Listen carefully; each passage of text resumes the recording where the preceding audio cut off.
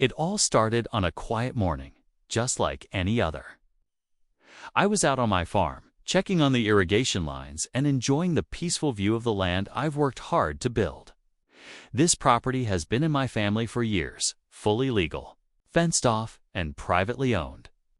But then, out of nowhere, I noticed something strange. SUVs and sedans were lining up along the edge of my fence. At first, I thought maybe it was some kind of event nearby. But by noon, more cars kept showing up. And then I spotted a sign freshly planted on my land. It read, "Public HOA Overflow Parking." I stared at it in disbelief.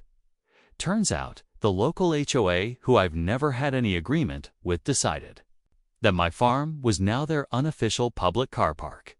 No call, no letter, no discussion. They just helped themselves to my property like it was up for grabs. I tried talking to them, but they brushed me off like I didn't exist, claiming they had some old community access easement from decades ago. Spoiler, they didn't. What they did have was a false sense of control, and no clue who they were messing with. See, what the HOA didn't know was that I wasn't just a quiet farmer. I also happened to own the private utility contract that provides power to the entire HOA neighborhood. Yep, every light bulb, every AC unit, every fancy smart garage door, they all run on a grid I maintain. So while they thought they could bully me with paperwork and made-up rules, they didn't realize I held the real switch. But I didn't rush into revenge.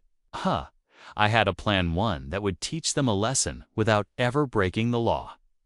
Let's just say things got real interesting once the sun went down. Stick around, because what happens next might just flip the power dynamic in more ways than one. Now let me back it up a little, so you really understand what I was dealing with. My farm sits on the edge of a suburban development that popped up around 10 years ago. Back then, I signed a private utility deal to help power the new build's just business, nothing personal.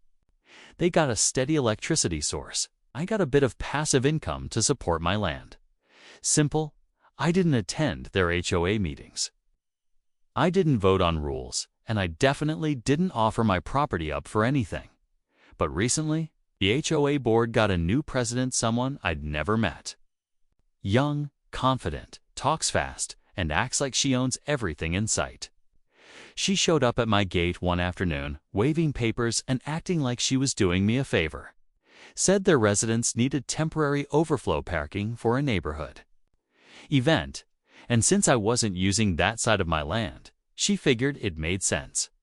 I said no politely, but firmly. That's when things started to feel off. A week later, I noticed landscaping stakes on my property. Then that metal sign appeared. Cars started rolling in. I tried calling the HOA's listed number voicemail every time. I even left a note on a few windshields asking folks to respect private property. No one cared. It was like they'd already decided my land belonged to them. And the worst part, the HOA president acted like I was the unreasonable one, accusing me of being uncooperative with the community. I started digging, looking through old land records, utility agreements, anything I could find. And that's when it hit me. They really had no idea who supplied their power. The more I watched, the more I realized how overconfident they were. They assumed I was just a quiet farmer with no options. But they were wrong. So wrong, and just. When I thought things couldn't get more bold, they made a move that crossed the line completely. One morning, I stepped outside and found tire tracks cutting right through a patch of young crops. Someone had driven beyond the marked parking area and straight into the field. That was the last straw. I installed cameras at every corner of the fence, hidden well enough not to be noticed, but clear enough to capture every license plate. Over the next few days, I collected hours of footage, families casually pulling onto my property, kids tossing trash, even someone walking their dog along the rows like it was some public park. Meanwhile, the HOA started posting online in their community groups, painting me as the unneighborly farmer. I said, I was refusing to cooperate and making life harder for everyone. A few residents even started showing up at my gate to lecture me about community spirit, completely ignoring the fact that this land was never part of their HOA. It wasn't about parking anymore. It felt like they were trying to take control slowly and quietly by wearing me down. One subplot that really added fuel to the fire was a neighbor named Steve. Unlike the others, he had lived here before the HOA was even formed. He remembered when I signed the power agreement and knew I wasn't just bluffing.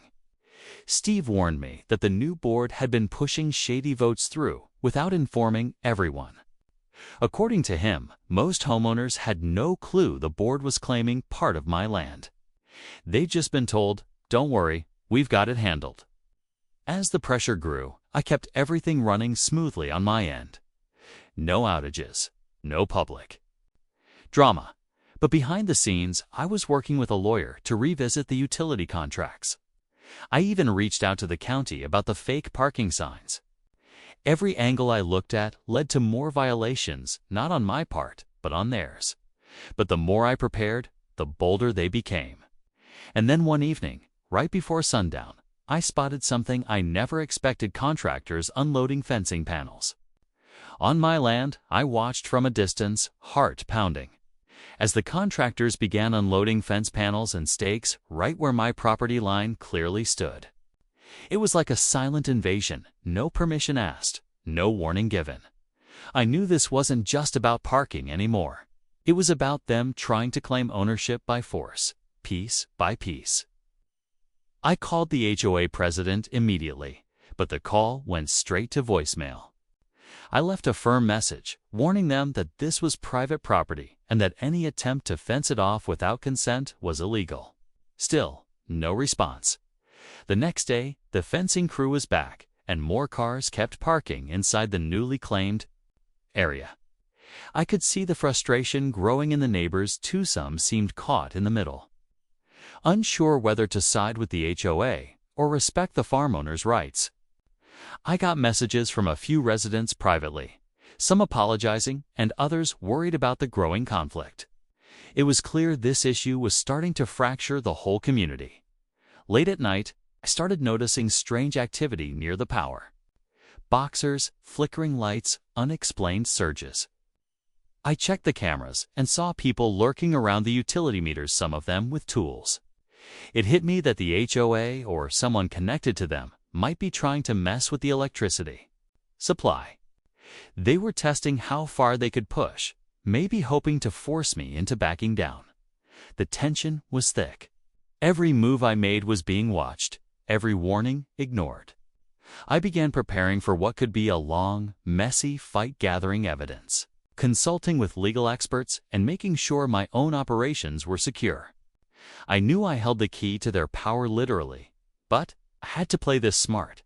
And just when I thought things couldn't get any worse, a late-night message showed up on my phone, anonymous but clear. "Stop interfering or we'll cut your power first." That was the moment I realized this battle was no longer just about parking or land rights. It had become a power struggle in every sense of the word. Just when I thought I had a grip on the situation, things took an unexpected turn. One morning, as I was reviewing the security footage, I noticed something strange. Someone had tampered with one of my cameras. The lens was scratched, and the angle was shifted just enough to miss a large portion of the farm's entrance. Whoever did it knew exactly what they were doing, and it wasn't random vandalism. This wasn't just a clash over land or parking anymore. It was personal. I decided to dig deeper and contacted a local investigator. A few days later, the investigator uncovered something shocking. The HOA president had secretly signed a deal with a property developer. The plan? To gradually annex parts of my farm for a commercial parking lot and maybe even some new buildings.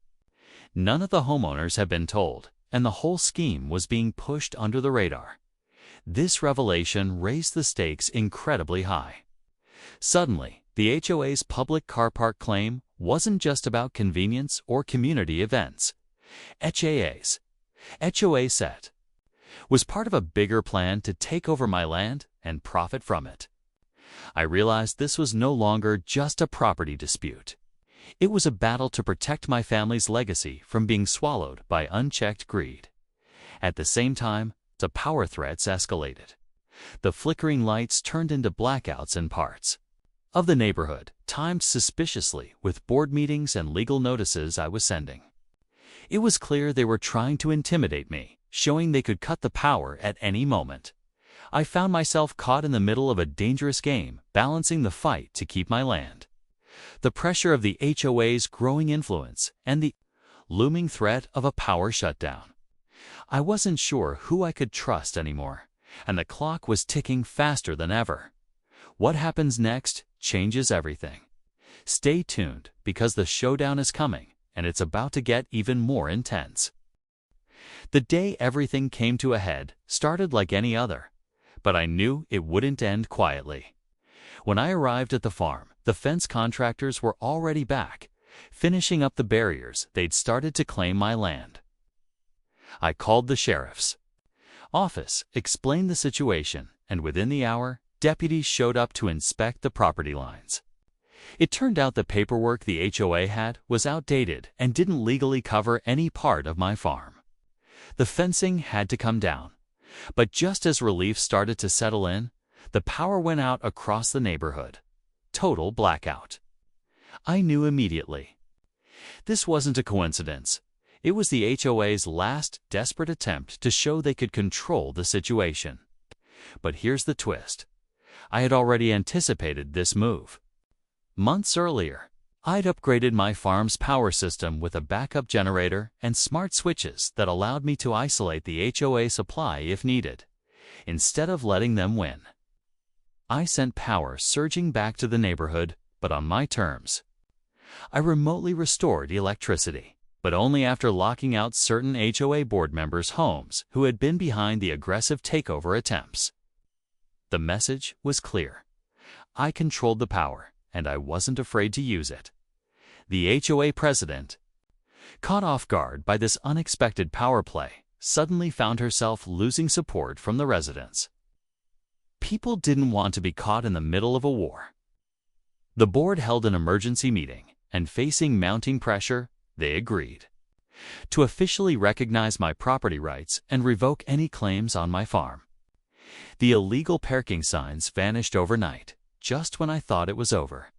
I received an email from an anonymous sender, a simple line that read, "You're not the only one who knows how to pull the plug." It left me with chills and a reminder that in this community, power isn't just about electricity, it's about who's willing to fight for it. The battle was won, but the war? That was far from over. After that intense showdown, things slowly began to settle down. The HOA board backed off, realizing their aggressive tactics weren't going to work against someone who not only knew their rights, but controlled the power. Behind the scenes, the illegal parking signs disappeared, and my farm returned to being just that, my private land, peaceful and respected again. What stood out most from this whole ordeal was how quickly a small misunderstanding could spiral into a much bigger conflict. It wasn't just about parking or property lines. It became a test of boundaries, respect, and who holds real influence in a community. I learned that sometimes power isn't just about contracts or rules on paper. It's about knowing your value and standing your ground with confidence. The neighbors, too, seemed to grow more aware. Many reached out afterward, apologizing for unknowingly supporting the HOA's claims or getting caught in the middle. Some even thanked me for standing firm because it reminded them how important it is to pay attention to what's happening in their own neighborhoods. Steve, the longtime neighbor, became a close ally, helping me keep an eye on any future developments and sharing stories about the history of the land and the community. Of course, the anonymous warning email lingered. In my mind, it was a reminder that while this chapter had closed, the dynamics of power and control can shift unexpectedly. But for now, I'm focused on my farm, my passion, and my home. The land is safe, the electricity flows uninterrupted, and the community has a clearer line between private property and shared space. If there's one takeaway from this story, it's to know your rights, stay informed, and never underestimate the quiet strength that comes from understanding your own power. Thanks for sticking with me through this journey. There's always more beneath the surface than meets the eye.